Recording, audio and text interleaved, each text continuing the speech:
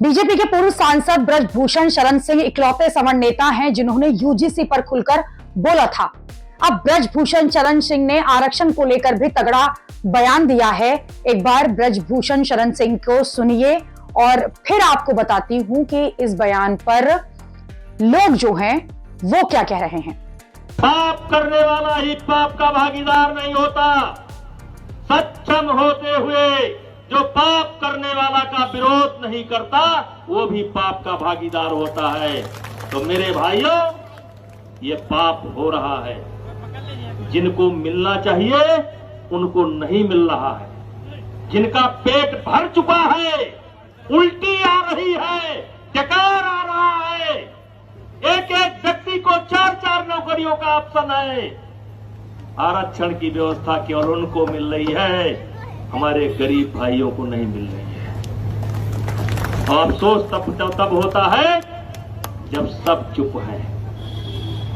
और इसीलिए कभी कभी एक कविता मैं पढ़ता हूं, जब ये स्थिति देखता हूं, जिनको मिलना चाहिए उनको नहीं मिल रहा है, जिनको मिल चुका है बार बार उन्हीं को मिल रहा है। तो एक कविता निकलती है, किससे मन की बात कहूं मैं, सुनने को तैयार कौन है, फुर्सत किसको कितनी है, लगे हुए सब अपने अपने, सबको अपनी अपनी है, बनकर मूक मेघ सा कब तक बोलो वज्राघात कहूं मैं, किससे मन की बात कहूं। अयोध्या में निषाद राज जयंती के अवसर पर भारतीय जनता पार्टी के पूर्व सांसद ब्रजभूषण शरण सिंह ने आरक्षण की व्यवस्था को लेकर बड़ा बयान दिया। उन्होंने मौजूदा आरक्षण प्रणाली पर गंभीर सवाल उठाते हुए इसे गलत फॉर्मूले पर आधारित बताया और कहा कि जरूरतमंदों तक आरक्षण का लाभ जो है वो पहुंच ही नहीं रहा है। पूर्व सांसद ब्रजभूषण शरण सिंह ने कहा कि वर्तमान समय में जो आरक्षण की व्यवस्था है वो अपने मूल आधार से ही त्रुटिपूर्ण है। उन्होंने आरोप लगाया कि जरूरतमंदों तक आरक्षण का जो वास्तविक लाभ है वो नहीं पहुंच पा रहा। ब्रजभूषण ने उदाहरण देते हुए कहा कि एक ही जाति अलग अलग राज्यों में अलग अलग श्रेणियों में आती है।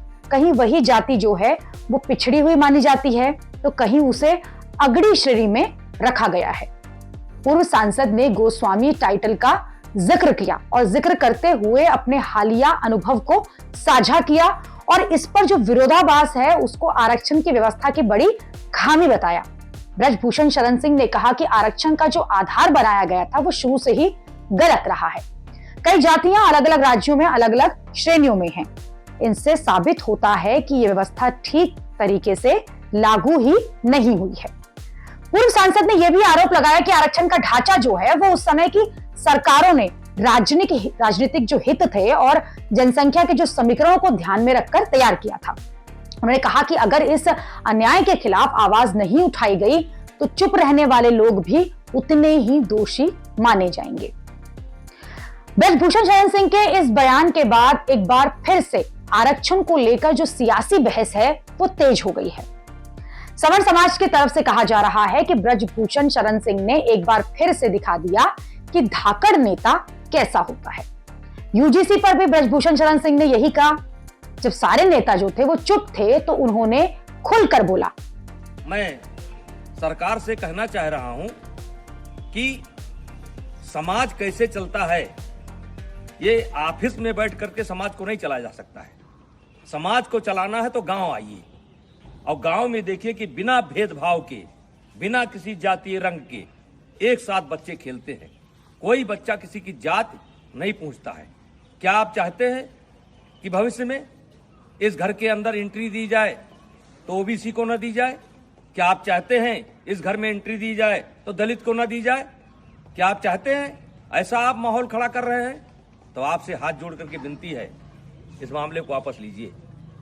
और मैं अपील करना चाहता हूं, सवर्ण समाज से अपील करना चाहता हूं कि इसमें संपर्क करिए ओबीसी के लोगों से। ओबीसी समाज के जो समझदार लोग हैं उनसे संपर्क करने की जरूरत है।